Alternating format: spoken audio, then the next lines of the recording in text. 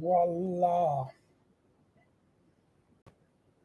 Finally, I'm online. Yay! Stupid machine today. Everything is going crazy. It's Friday on it's around 11 a.m. in the East Coast, and it's about 5 p.m. here. So I'm a little below. It took forever to get on for some reason. It wasn't recognizing the camera and other things like this. I've been busy all afternoon grading papers and mostly just torturing myself grading papers. So it's been like because the semester's ended and I gave students time. I've had to write papers and I had to get comments back. Put comments on things and everything's electronic because I can't read my handwriting. So I do. It's taking things and the computer is fighting with me today. I don't know why. I checked to see if there's viruses, but the virus says it's fine. The virus program says it's fine, so it's not like it's going to be like this.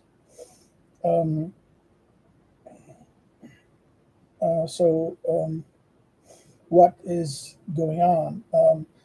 Basically, I'm not doing any writing this week in the sense because I've been so busy dealing with administrative stuff. I have to rewrite a report that they sent me. That I sent a lot to a week ago.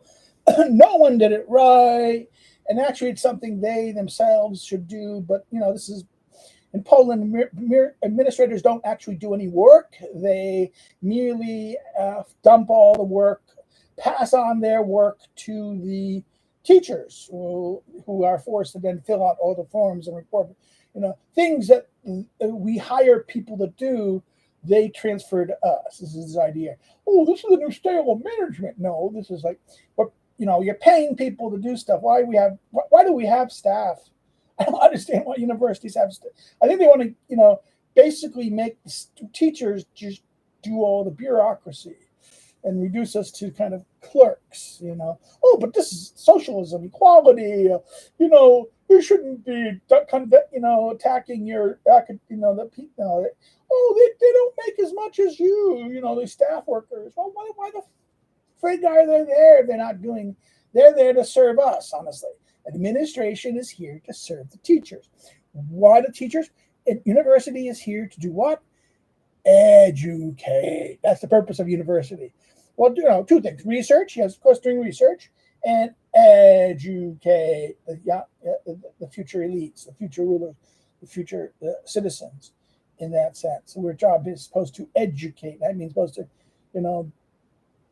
And what's happening now is teachers spend more time filing reports, and reporting on what they're teaching, or and making sure that why can you teach what you're teaching? This is like, really? Isn't this something that the bureaucrat should have understood why you're teaching what I'm doing? And it's silly. It's silly. So I have to do that this weekend. I'm kind of not looking forward to doing that file going looking at my form and fine tuning it. No, I feel like saying fuck you. I feel like this is the attitude I've had this month on this. It's frustrating. It's my wife. Oh, you shouldn't say these things. Well, I'm sorry. I'm being a bad boy. Bad boy. But no one's here, so people see this as like.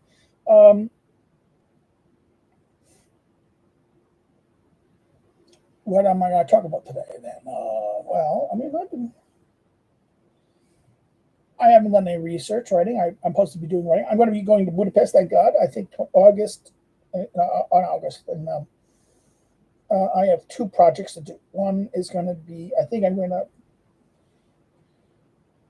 have a good time going to Budapest on April 24th. I have to arrange that to give a conference. It's on Aristotle, on Aristotle's neo-Aristotelian contemporary uses of Aristotle.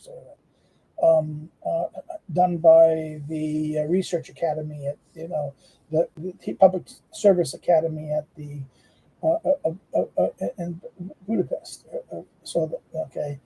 It's going to be a decent conference in that sense. It's going to be like a one-day conference.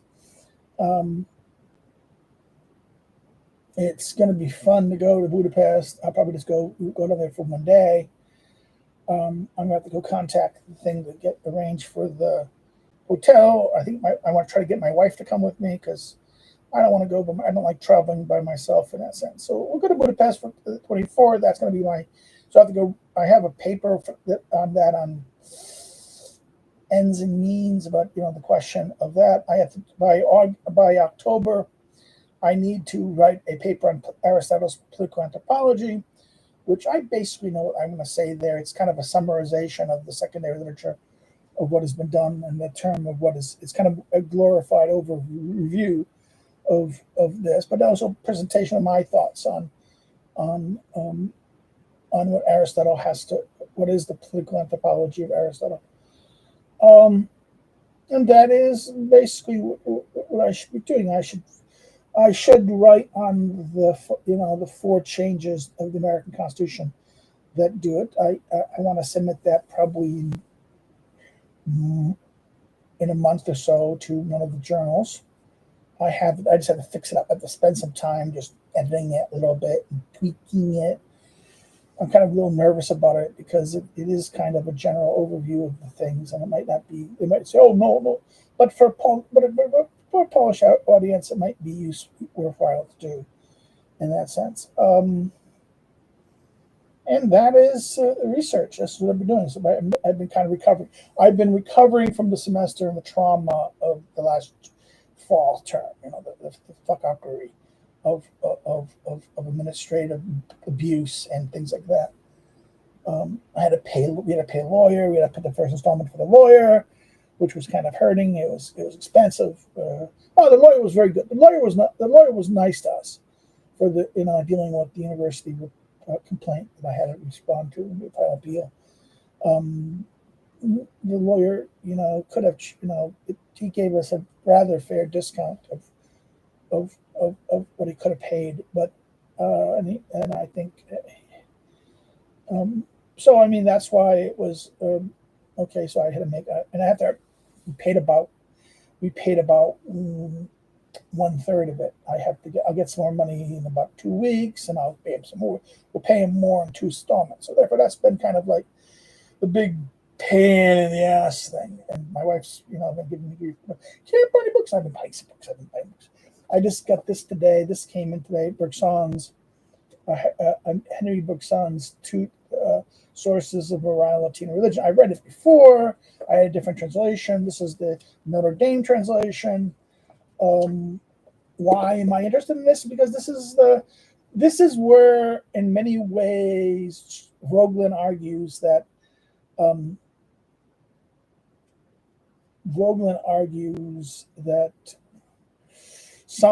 Karl Popper, gets his concept of open society from. In fact, Vogelin's very big critique very public critique in the letter to Strauss. Strauss and Vogelin correspond about Popper in the 50s. Popper was planning. There was a kind of a plot by Hayek, because Hayek and Popper were kind of related.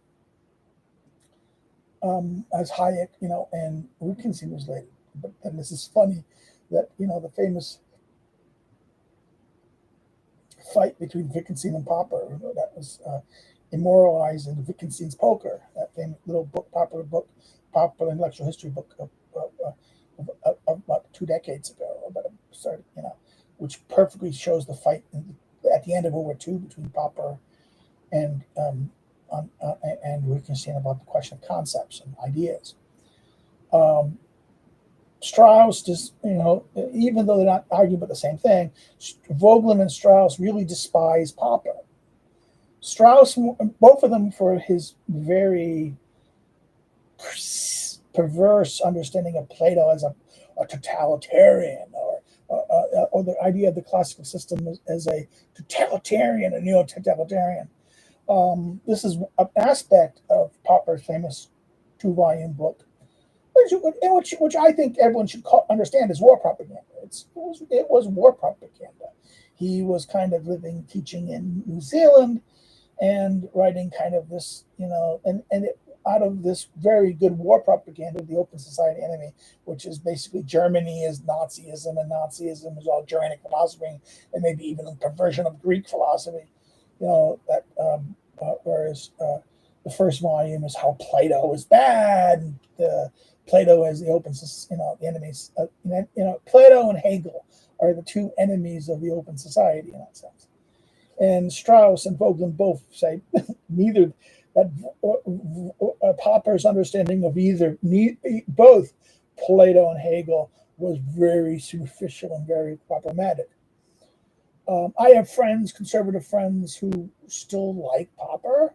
I met 2 or 3 guys. I know this guy in Portugal who I have a book about liberty, the English Anglo-American common law of conception. And there are some people I know who said, well, Popper was an anti-communist, and Popper's critique of historicism was kind of seen as. In fact, we have to remember, we can also even see that in Soros. Soros was an anti-communist in that sense. Soros, that's why Soros from Hungary, that had an anti-communist attitude, but he was still a kind of neoliberal, a kind of advocate of globalized liberalism and openness, and that is. And champions. The famous thing is that George Soros, in fact, embraces, after Popper's dead, embraces Popper's idea and advances it in the 1990s and popularizes it and kind of promotes a kind of this new neoliberalism idea based upon Popper's open society argument. Vogelin and Strauss, mostly Vogelin. Strauss Strauss will just look at Vogelin. Look at Popper and see a superficial and kind of bad understanding of Plato and Hegel. It is Vogelin who sees the real problem, and that is the concept of openness as a false understanding.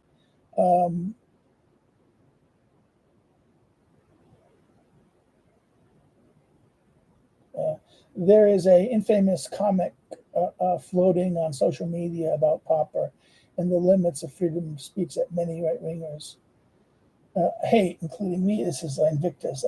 I don't know. Can you just put a link to that? That'd be kind of cool to see. I know there's lots of attack on Popper's open society, and I know that there is this. In fact, there was a big fight about this. This was something that even people like Wilmer Kendall attacked, a kind of John Stuart Mill on this point.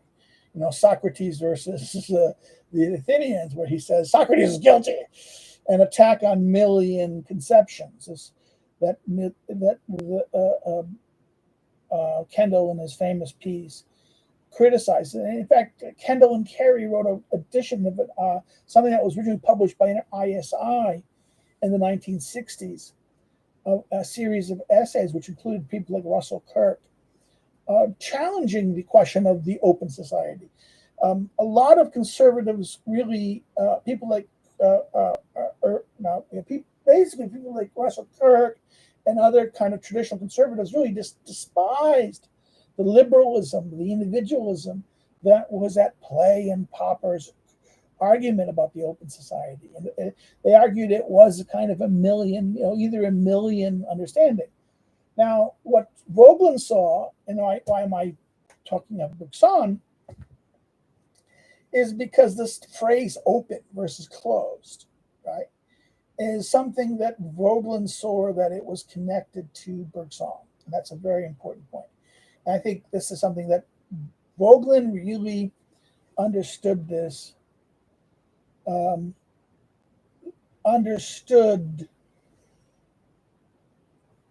This is where I differ with Strauss. I see the importance of Vogelin in ways that many of my friends among the Straussians do not. And I think this is what I share with both Kendall and Bradford contra Jaffa students. That Vogelin's understanding of ideology. Now, I have friends, Vogelinian friends, who talk about Vogelin's conception of symbols, right? And there's something there, but it's it's this political symbiotics in Vogelin needs to be a little clarified, and it's fuzzy. And I think there's a danger in that understanding of representation that it goes too deep. I think there is a very good argument about the use of symbols and the idea of political symbols in terms of representation of ideas and political systems that Vogelin does hit on. But the problem here is the language of symbols is and the way he uses the concept of how he needs to elaborate more. In other words, Vogelin uses terms in a very specific way that are often very not in accord to what other people, the tradition and traditional usages of them, or even ordinary language use. And this is what actually I think leads to much of the conflict between someone like Strauss and Vogelin and this misunderstanding. You can see this in Strauss's notes on Vogelin's lecture at Chicago, which became the body for the new Science of Politics book. You can see that he didn't understand what Vogelin meant by representation. He thought that representation does not mean, you're talking about representation, we mean this, but and also what meant by cognition and ration. In other words, I've talked about this before on both on Facebook and other things, my fights with people, that Vogelin and Strauss are kind of at odds on the way they approach things. That Strauss is very Platonic, Socratic. He deals with opinion. He understands it all as doxa, and that even belief is a form of doxa in the sense, and that therefore this is not a question. It is therefore everything done at the level of language. And that's an opinion as expression, and reasoning is understood in terms of this logical conception of validating and invalidating claims and statements, truing and not truing of statements, and the Heideggerian account of logos in Heidegger's critique of Aristotle in the 1920s and 1920s. That Strauss that really shaped Strauss's understanding of this, what's going on in the Socratic sense. Whereas Vogelin is all about experience, and Vogelin really gets transformed from this Germanic rationalism to an experientialist conception through his time in America in the 1920s and his exposure to James and the pragmatists in that sense.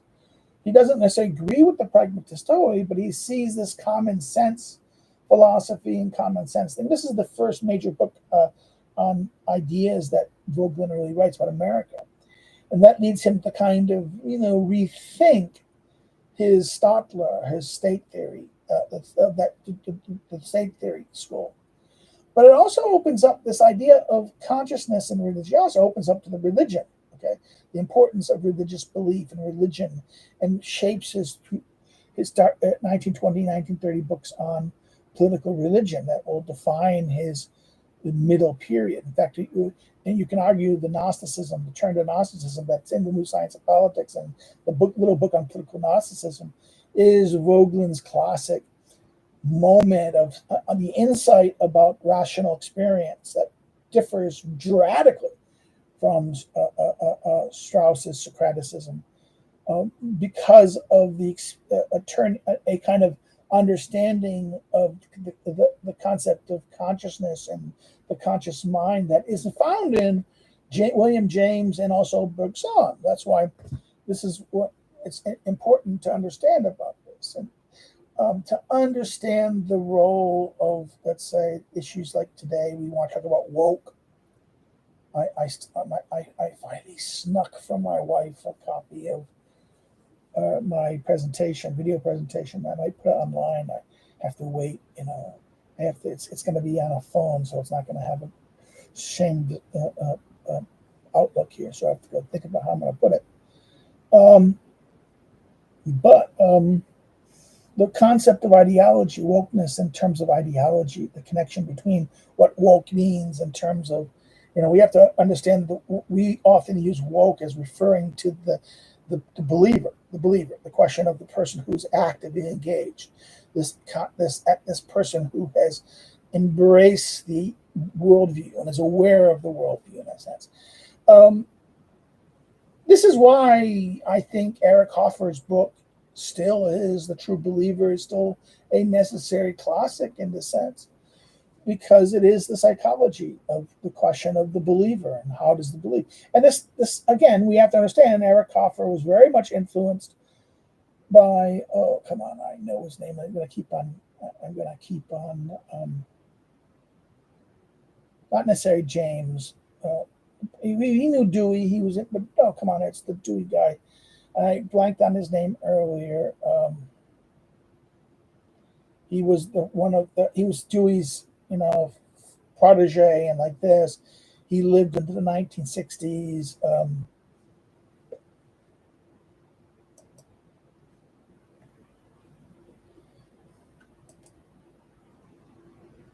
It's going to drive me.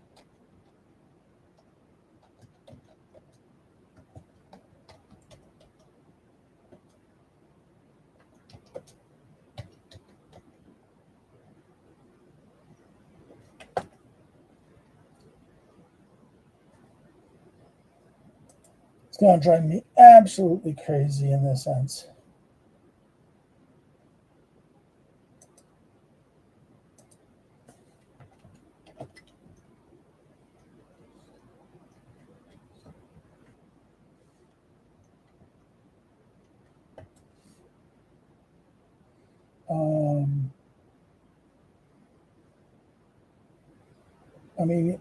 Anastopoulos was famous for Anastopoulos because it's the guy. He had a very, George Anastopoulos was always bragging about this debate with this guy, and I always said, George, I don't feel sympathetic to you. He's right. I mean, I don't necessarily agree with his pragmatism, but his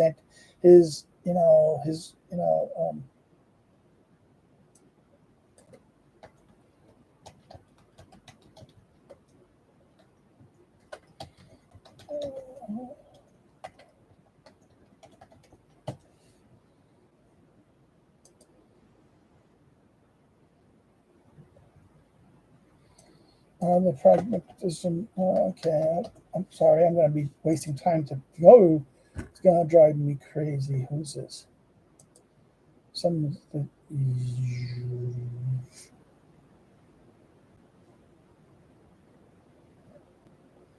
Not here.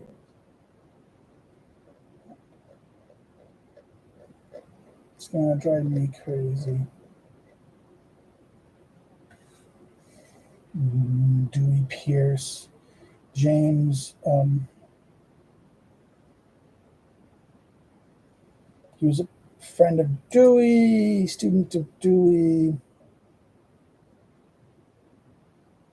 It's gonna drive me crazy. I'm getting old. I know his name. He's very famous. He was. Buckley interviewed him in the 70s and early 80s. He joked in Buckley's interview. He said it was very ironic that because he was talking about Thomas Paine and said, listen, that today we would look at Thomas Paine being a heroic, but Teddy Roosevelt called Tom Paine a dirty little atheist, right? And he said it was showing how this is how you have to look at these ideas.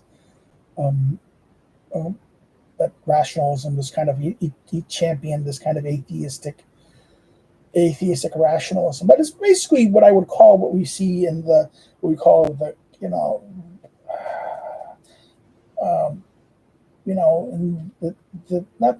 it's not the dissident right. It was part of what we call the kind of in the YouTubers, these free speech absolutist kind of guys. They have more in common with this pragmatist than necessarily say Strauss or the Straussians or someone more philosophically inclined. Yeah, the liberalists, which ironically, today, Sargon and the liberalists are more fascists, more akin to outright nationalism. look at someone like academic agent and how right wing he's gone. He's gone. You can say he's been blackpilled to a great degree. But Sargon himself has gone too far to the nationalist move. He's moved farther right than even his so-called liberalist moment, and that's why Medicare was perfectly right to mock him. I mean, Medicare was always. I'm never up when he's streaming. Medicare is just a kind of cynic, and I've always liked Medicare. And this, he had a much more realistic understanding what was at stake than anyone. In fact, this is why everyone's now, oh, poor Gonzo Lira. Well, Gonzo was kind of a Gonzo. I feel sorry for him dying, but he made his bed. You had no idea that maybe it's not a good idea in a country at war with another country to openly criticize the country defending itself, saying, well, you're not living up to liberal principles. I mean, come on. Oh my God, that he was arrested. Oh, free speech. Well, country and war is not. My God, Abraham Lincoln imprisoned people for opinions that were, in a country at war, free speech is kind of like a secondary thing. I'm sorry, even if you're fighting for free speech, exactly, because a cynical mindset, but he viewed things coldly. That's Medicare. You're absolutely right. Medicare was cynical, but he understood it logically. He was cynical. I sometimes express the cynicism, and he saw through bullshit to a great degree, and that was always good about Medicare. But someone got, I had a love-hate relationship with. I kind of liked Red Pill, Lira, sometimes, because during the whole Kraut fiasco, he was right, but at the same time, he was kind of silly too. He was right about, Gonzo was right about Sargon. But was he right about Putin and this stuff? I don't think so. This is the problem of broken clock. Someone can be wrong but right? I don't know why, why Lira. I think what happens is that it becomes he was Local who was right about other Local. Yeah, that's true. Foreign policy. No, but he was also right about the manliness thing and the question of, I'm going to give Red Pill his due, Lira his due on the question. I don't necessarily do the dating crap and that kind of crap, but the idea of the crisis in the West. Now, he wasn't necessarily the best person to deal with it, but he was honest with it. And he was honest on other issues too. So, this is the funny thing. So Local. Yeah, there's lots of locals on the internet. Yeah, that's true. But I think he did good production values. He was one of the few people whose, I would argue, his style and production value was good. The problem was on foreign policy, he was completely wacky doo-doo. That someone like Laser Pig can so humiliate him. I look at Laser Pig and I see a socialist neo-progressive and everything I despise. But on foreign policy, on his analysis of equipment, and I might disagree with him on the A10. I think he gets the A10 wrong. I think he's right generally in a lot of things, but someone like Laser Pig, he doesn't understand. He had no real experience in military things. Yes, he worked as an analyst and did some kind of grunt work in the policy community, analysis community. But that on general matters, he had,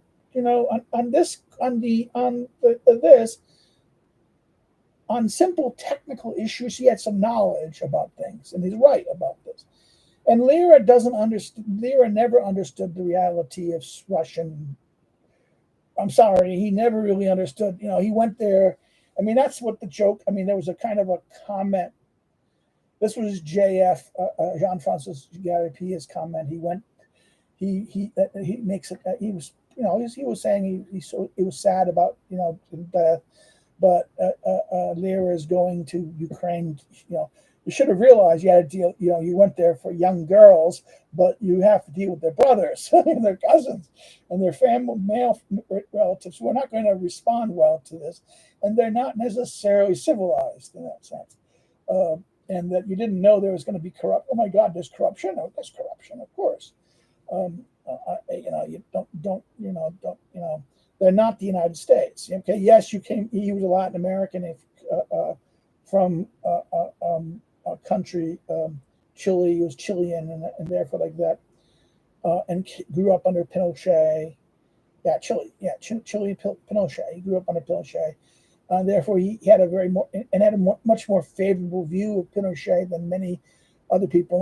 And he had a bad experience at Dartmouth, where he ran into the liberal agenda, as at Dartmouth, and the growing hostility to men, and that because he didn't play, because he was probably more sympathetic to Pinochet than what is expected of a nice Latino coming to American elite universities. You didn't play ball, and therefore they'll turn on you and they'll make things up on you on these issues. They'll find something you did wrong or questionable, and then hunt you down and witch you. Okay? So I understand that. I can sympathize with that. That's the way the elite universities treat dissidents is often what makes the most extreme reactionaries possible.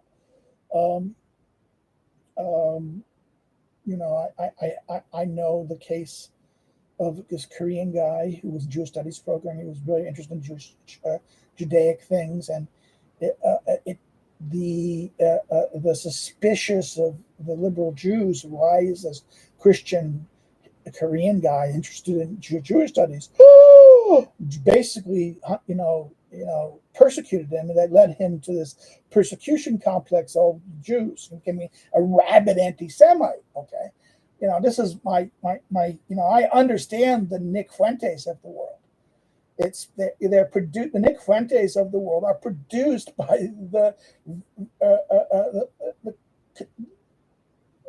certain Jewish intellectuals in the circles that they're in, and that who wants to be hegemonically controlling, and therefore when you have in the center right, particularly at the recruiting young talent, they recruited Fuentes. And this is true. I think they recruited Fuentes because they get his name and what it symbolized, and we're thinking, we're going to play well. This is a nice Latino boy. We can make a right winger, which is the kind of strategy the early 2000 Bush era Connie tried.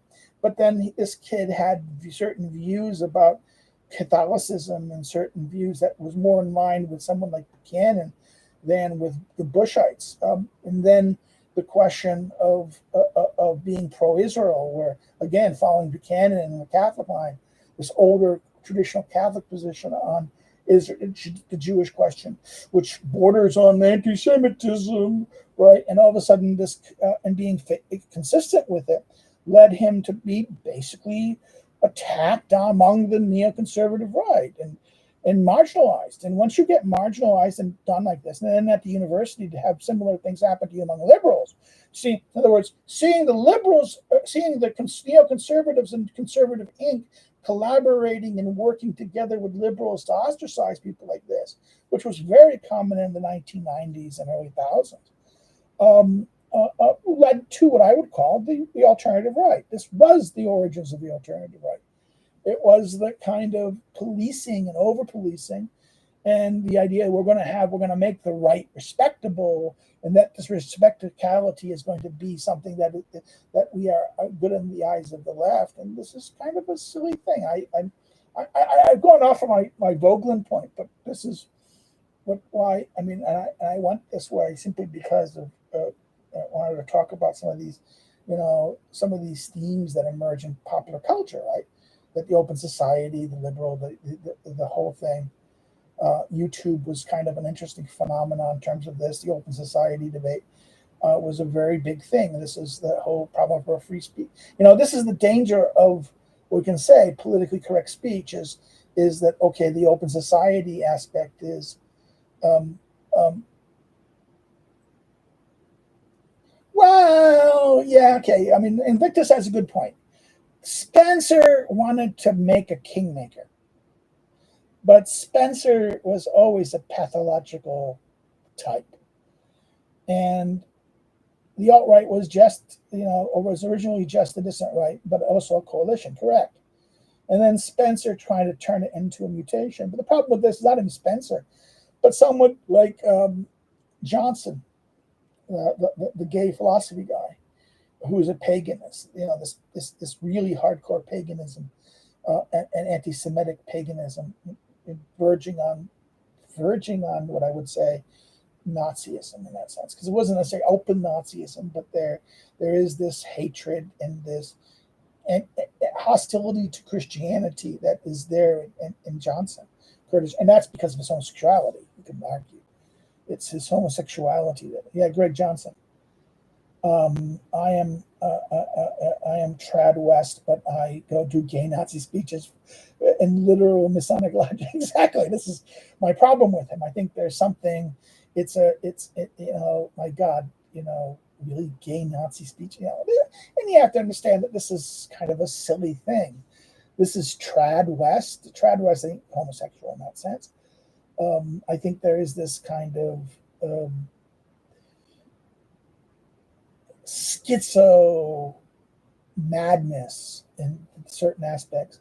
And Spencer is just a scary dude. I mean, he's just a pathological type.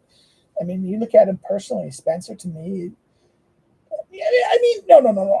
I mean, Spencer nailed Sargon in the famous debate. You're not as smart as you think you are. That's true. And this is the broken clock problem, right? A broken clock or a sociopath can be correct and actually nail it. I mean, in many ways, Sargon is not as bright as he thinks he is, and it's sad that someone like Sargon is getting so much power and so. I mean, this is the same thing.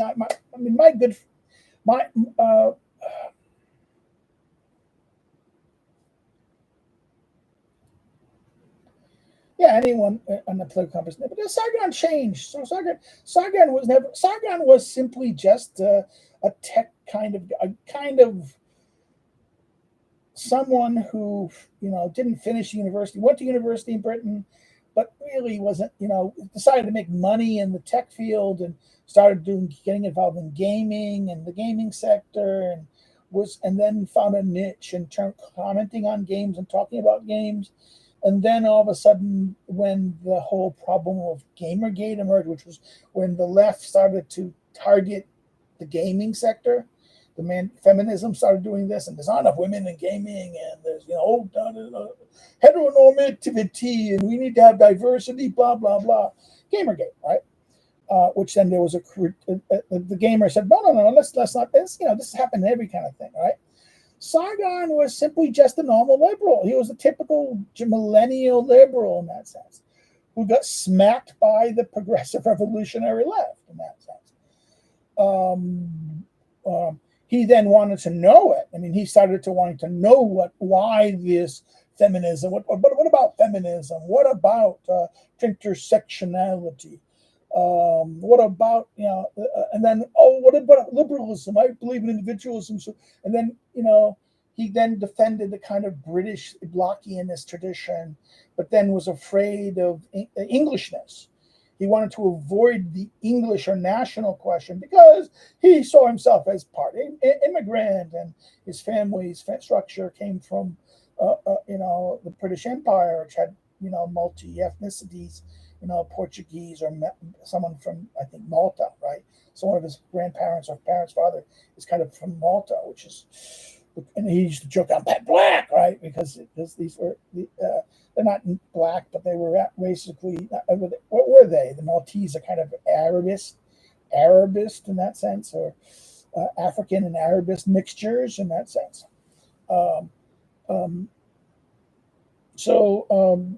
And therefore he didn't really like the ethno-nationalist thing. He didn't understand it. He didn't understand the kind of science I mean, I always understood what JF and that crowd was talking about. Academic, alternative hypothesis, and his friend, I forget the guy who was with AA doing their stuff together earlier and the things, and they're talking about race realism. I understood that. I mean, because I studied in the 1980s and 90s, 80s, 70s, late 70s, and early 80s social biology. I understood that stuff, and I understood the science here, and nothing they alternative hypothesis were saying was really scientific racism or Nazism. In fact, they were the kind of scientific approach and model approach was antithetical to what the actual Nazis believed. And I think AA did a good job of that. But the same too with JF. JF is an evolutionary biologist. And someone like JF and these guys and the understanding of what race means and what the biological reality means in terms of political identity and political structures and behavior was a very, and this is something that someone like this is something many of these nice millennial liberals really who circled around Sargon didn't really understand. And I think they didn't. But what happens is, this is funny. Even to this day, an academic agent or Navini, shocking.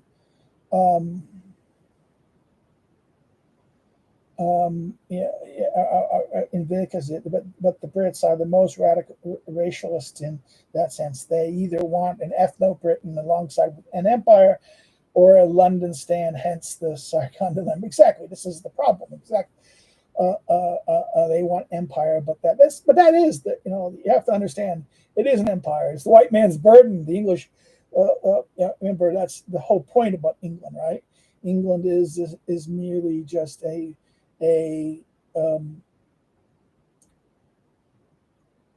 heterogeneous population ruled by a very powerful ruling group, Norman, Anglo-Norman, right? This Englishness, and then England is England who rules Britain, okay? And then this empire, this English empire, it's like the Romans and the Spanish. The minority populations were spread out to the empire to pacify them, to allow them, and then you had these conquered peoples, and you integrated them kind of into your thing, and you used them and you brought them back as long as that they integrated in that sense. As long as they spoke the king's English and believed and acted in the manners of an English gentleman, we will condescend to them as Englishmen, right? That is kind of that's the irony of the English situation. The irony, it is racialist, very much a kind of English supremacist construction in that sense, that holds it together in that sense. Once that's gone, once the crown and the Englishness is gone, it falls apart to nothing. And I think that is I think this is what David Starkey and other people who talk about this really point out to. That it is kind of and people like Alan McFarlane also, but McFarlane's a very odd bird. McFarlane goes a little too far, but that's because of his anthropological interests in Asia and India, and he gets into that things and he understands it, and he sees the difference between the two. But then he wants to equivocate, and he doesn't want to. See, the English have a problem. They don't really like the logic of what they're doing. They don't want to. They don't want to. This is the problem. This is a problem with what we can call the Anglo model. The Anglo model doesn't really want to do what it necessarily has to do in order to survive. It wants to be nice. It doesn't want to, when it looks at the reality of what it needs to do in a very bad situation, it will stiff upper lip it, but it won't. It won't do it so willingly.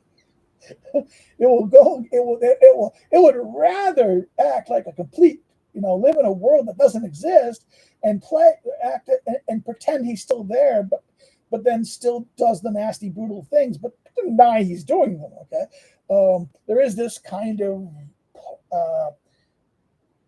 attitude in the English in that sense that it's very specific and very unique.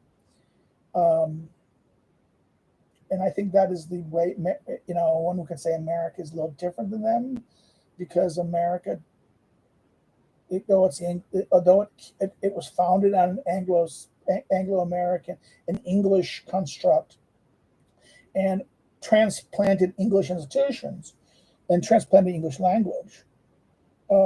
It did so without a lot of this is the Tocquevillian hypothesis, right? It did so without a lot of the other aspects of what was there. No feudalism, no church structures, mostly in other words, no dependent people per se, except blacks. But then you have a totally different problem with that. You don't have the Welsh, Scottish, and Irish problem. You have the black problem, and it's more obvious.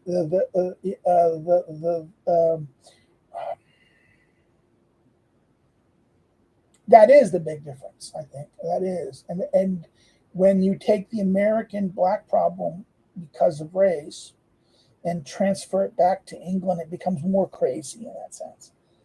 But that's neither here nor there, and I don't want to get, this is the problem, but you can't talk about race honestly. We can't talk about race honestly. We can't talk about these things honestly because this is something I wrote in 2021 for American Greatness, a piece that I got attacked by the Bullock for. So, you're a neo-Confederate. You're really a secret neo-Confederate. No, I'm not. I mean, I'm sympathetic to some of them, but not in the sense that you think. Not in the sense that, he's a good card-carrying black hater. No.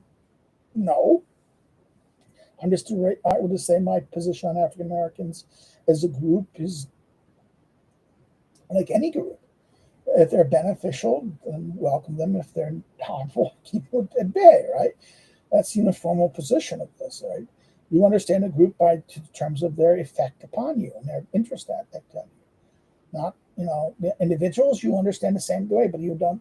Does the group automatically going to refer to the individual? No, this is the problem of statistical and aggregate information, that the individual is never going to perfectly reflect the group that he's in, that the group is an aggregate of all the individual behavior. So therefore, we can statistically understand and measure a group, but any individual in that is not going to always be a perfect representation of the group that he's from. He might be the typical represent. He might be, but he also might be an outlier on the excess or defect of it. That's the problem about this. Is why you can't use general statistical analysis to then interpret the particular actor. You can talk about the group in a certain way, but this is the problem of statistical analysis in that sense, or any kind of aggregate information in that sense. This is why it's always there is a problem of when you're going from the aggregate, the just general aggregate information to the very particular information. That's a big. You have to be careful there because you have to make sure. That you have to make sure that what you're talking, an individual case, an individual representative is actually what is. How does he measure to his own group? Not how does he measure to you, but first to his group, and then you do to you, so that you can understand and measure. The danger here is people often do it the opposite. People then judge groups by the individuals. That's right. That's not the best way either. Right? The individual may be an outlier, and therefore you should never generalize from one or two few examples. Right? That's a famous classical problem. But that's neither here nor there in that sense. This is that weird aspect of this. We're at the 45-minute film. You can see the lights going back and forth. The cars coming back and forth. It's about 5 o'clock here, 5:06. Okay, back to Bergson. Bergson book was very interesting. This is like James too. James, William James, the variety of the religious experience. In fact, we can argue that Bergson is actually very much responding to William James's book, The Variety of Religious Experience. And this is about the question, again, the idea of how experience operates and how we understand. And what is religion? Religion is about the question of morality and about, this is why the two sources of morality and religion. It's about what religion is, typically about either the gods. I mean, this is that thing Machiavelli says. Why is religion important? Religion is about piety, right? We think about the gods, right? But it's also about what is piety. Piety is, yes, belief about the divine, but it's also what is the divine, but also ourselves. Our piety is our trust and loyalty and belief to our fellows. The pious person is one who keeps his word, keeps his obligations, keeps his oath. And yes, Invictus is, thank you, Invictus, for being here in that sense, for giving me some points to respond to, keep me on track a little bit, is kind of a very much understanding what piety means. Piety is about being faithful, right? What is faithful? It's being loyal, it's being respectful. And it's a social virtue this way. Religion is thus a social activity. It's not a private spirituality. We think of religion as a spirituality towards individuals. That's one way to do it. Another way to understand religion is a social activity that keeps keeps a social network together and that allows us to keep the foundation. And this is why for de Clonger in his ancient city, Collage, Gustave de Collage, the centrality of religion is important.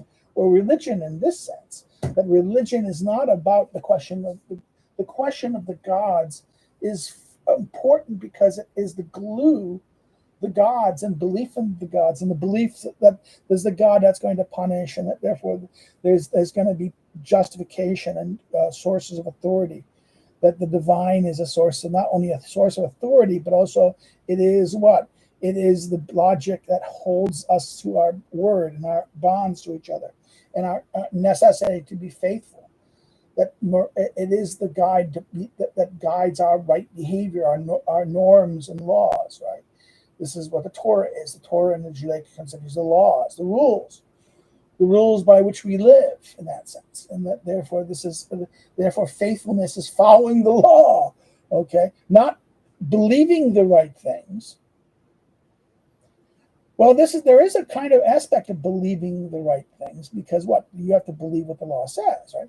Therefore, how do you show your belief? Oh, by doing them.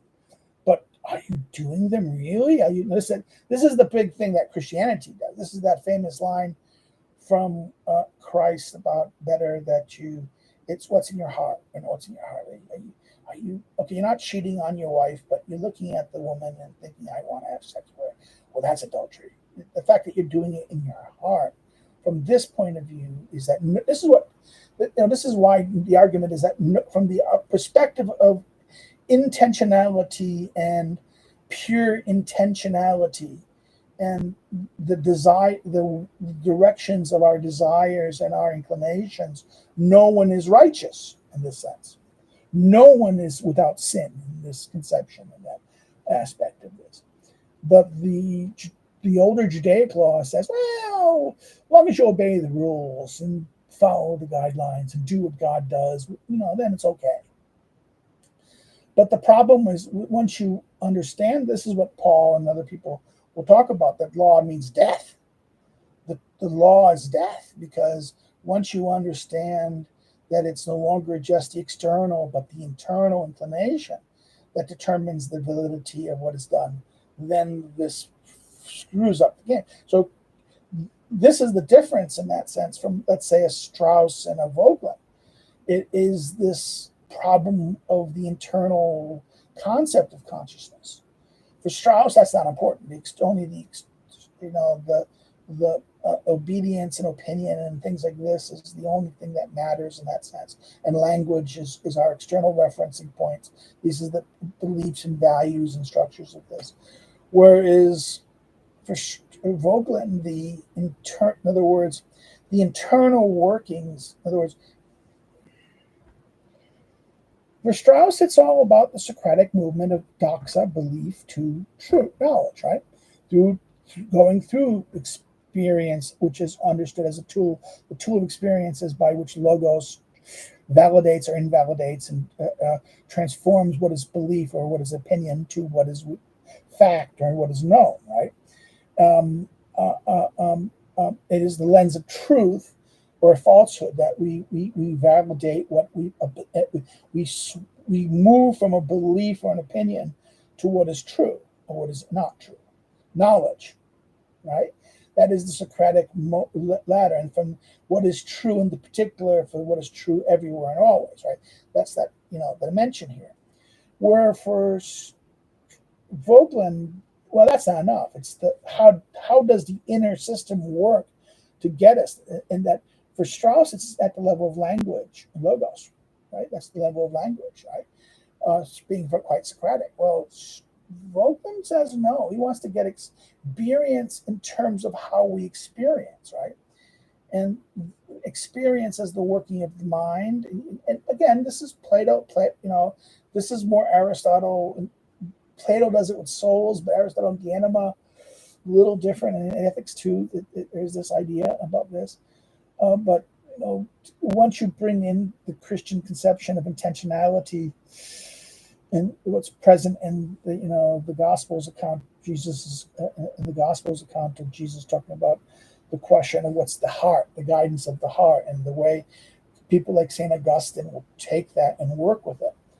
And the patristic fathers will work with it, will change the way the Socratic and Platonic world, the Platonic and Aristotelian world works in this way. And this is the difference, I think, between Vogtland.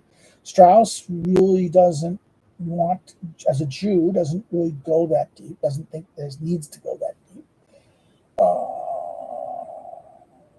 And really doesn't, doesn't really get Kierkegaard. That's the problem. What is the problem of Kierkegaard? This is the Kierkegaard problem, right? Nietzsche kind of understands. Kierkegaard, not so much. And that is, I think, part of the dilemma here in that sense. This is very much part of the dilemma that divides Strauss and Vogtland here. Why am I talking about this? Who knows? This is the way we. I know a lot of people. I've been engaging with some people about the woke discussion, and I said that Vogtland is more useful. It's the McLear criticism of Elmer, which I'm kind of. I think that McLear is. I joke McLear's criticism of Glenn Elmer's book on the narrow passage was, what McLear criticized Elmer's for doing, he himself was doing, because he didn't really define more clearly what he meant by Vogtland's conceptual representation. He perhaps would have necessarily done to show the supremacy of Vogtland, how Vogtland would have been useful there. He just hits on it, he just mentions it, but doesn't really develop it. In the same way, I think that. And I said, well, what about Vogtland? And this is, I've been saying that wokeness, people who understand wokeness needs to turn to Vogtland's conception of religion. You see that, honestly, you see that in Joshua Mitchell's American Awakening, or even by Dan Mahoney's Idols of Our Age book. Again, very solid understanding of Vogtlandian, although through Menat, Dan does it more through Pierre Menat and through what was his name? The other guy, the English, English philosopher, Scruton, Roger Scruton, who's kind of a British guy, but is he religious? He embraces religion, but is not that religious, right? Menat is the same way, this religion aspect of this. Pierre Menat, he does the Pierre Menat in the French conception of this. Then at the same time, he adds a little Vogtland, I think. Ideology, this is the ideology. I think this is the Strauss-Pierre Menat idea about the question of really this Compton gang's redefinition of humanity in that sense, and it becomes the goal of this new religion of humanity that Menat and Mahoney wants to highlight. whereas Josh Mitchell really does have a Vogelian conception. Again, you're late, green glass. We're an hour earlier now.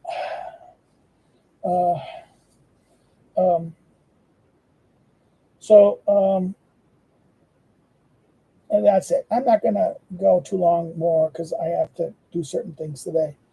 And I have to finish grading papers, and I'm tired. It's been kind of a grumpy day. So that's it. I mentioned the Vogelin thing because that's, again, I've been fighting with some people about ideology and wokeness, about the role of this. That I think they want to often talk about the Straussians, and these Strauss students who talk about wokeness. I mean, this is the, I mean, I'm kind of sick of conning, the damn, what I could call the big conservative thing, now embrace wokeness. They have always embraced wokeness, but this is what I call low-hanging fruit, the low-hanging fruit to distract us from the other problems. And this is what's even wrong in England, the conservative movement, they'll talk about these issues, but when it's time, the second you come to do it, they don't have the stomach or willingness to do anything about it, okay? It's, all through the 1980s and 90s, the conservative movement in America just surrendered the universities to the left. And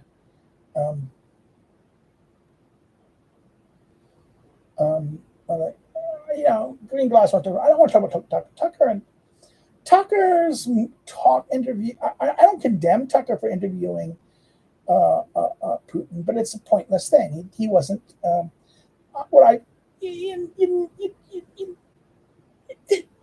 wasn't. You have to always be careful when you do something like that, because he will discredit himself, because it's a very stupid thing to have done. Oh, I'm going to listen, give the talk to. Well, are you going to ask Putin the kind of really tough questions that you would ask Joe Biden? No. Putin and Biden, the difference between Putin and Biden is that, Putin is more cognitively aware, but he's not any more open. Okay. And it's silly to go to a person who's not going to be honest with you. I mean, you got to be dishonest. Putin is lying about a lot. Okay, you have to understand this.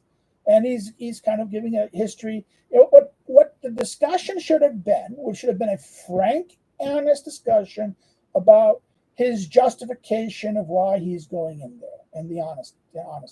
Even if you don't like Zelensky, you think Zelensky's a thug and an honest person, not dishonest person. Is Putin any better? No. In fact, from the point of view of humanity, Putin is far worse.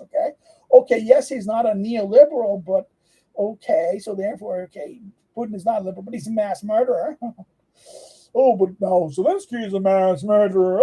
Really? So defending yourself against the people attacking you is mass murder, really? So Tucker is kind of really silly in this regard. I think it's kind of I want to show that how we don't talk to our enemies. Well, yeah, I think we should talk, and people should interview Putin. But as you would complain about how MSNBC and the liberal press interviews Biden in Paris, people do that. You'd have to criticize Tucker for the similar, what I call softball questions. Oh, he's revealing that the things aren't as bad and they're going to win. Really? Did he ask? I just couldn't stand watching it because he didn't ask any real good questions. Like, well, what about your military losses? Why aren't you mobilizing your population? In other words, really hard questions were not asked.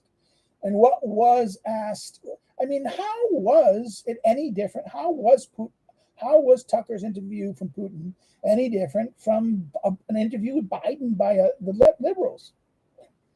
It was a kind of let's go and let him have his voice. So when does that then become propaganda? For I don't want to say he's engaging in propaganda; he's mere propaganda. But his I'm going to do it because the other side won't do it argument is kind of I'm gonna bash my face in because I am because the other side goes, I'm going to do this stupid thing because it was a stupid thing to interview him. It gave him no benefit. It didn't really. Okay, interviewing him, journalists should ask. Yes, journalists should go and ask. And the only reason they let him do it is because they figured he was going to be nice. The same reason why Joe Biden and the Biden people and Harris people only allow people to interview them knowing that they're going to get a nice reception. So how is this journalism? How is this in any way different from the kind of journalism, your criticism on the left? It isn't. So please, let's have some honesty here about this. Okay, because you're anti-Russia. No, listen, I want Russia to be a normal place. I'm not against Russia per se, but Putin regime is a destabilizing structure. It's holding things together, and but it does so by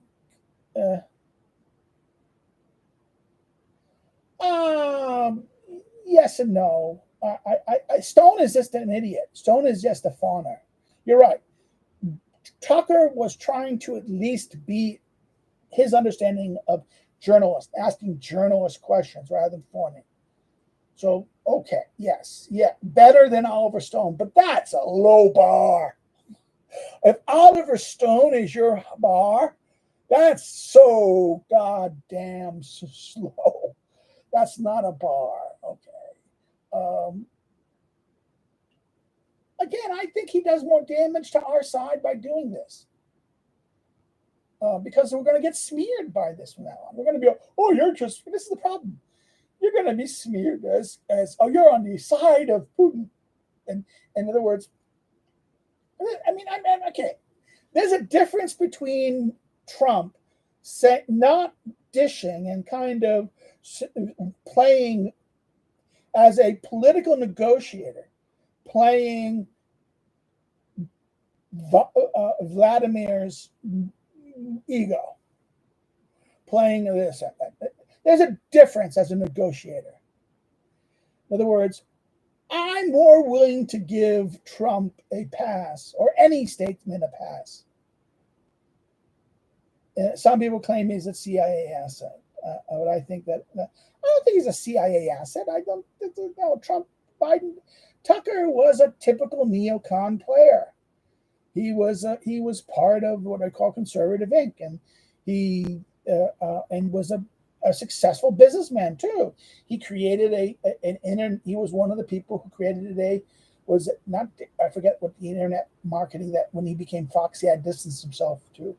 He had a whole chain of internet mail. After leaving CNN, he went on the internet and kind of, like that. And, his dad may have been CIA, but I think his dad was also tied to Hungary and things like this, and some of the conservative movement people that were tied to Hungary. Tucker's dad is a consultant for someone who works with the Hungarians and is paid by the Hungarians too. So that's what's been some people criticizing that. I know some people say, "Oh, see, they weren't paid for by the Hungarians."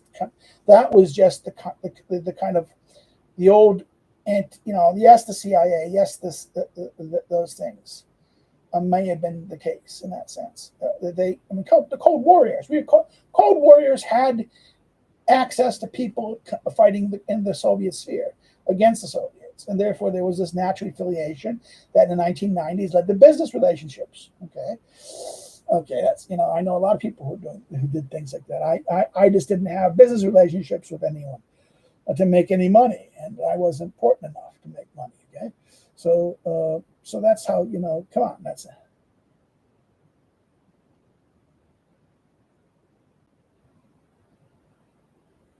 Tucker is okay.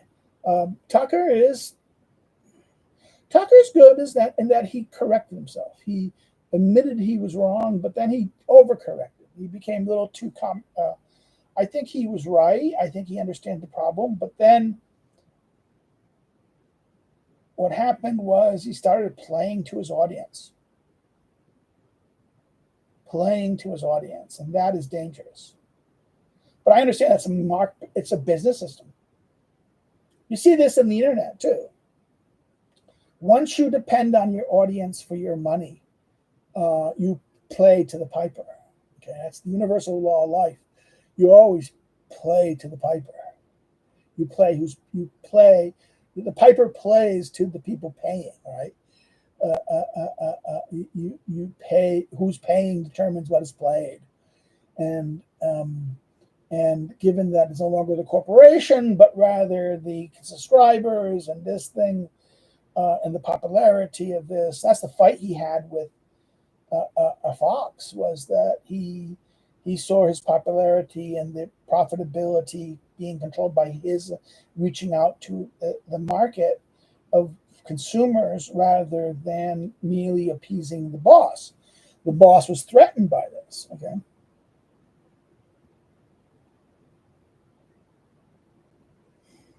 Well, I don't know. We'll see what happens. I have to go. I have to finish up. I'm already. I'm over my hour rule. I will see you guys later.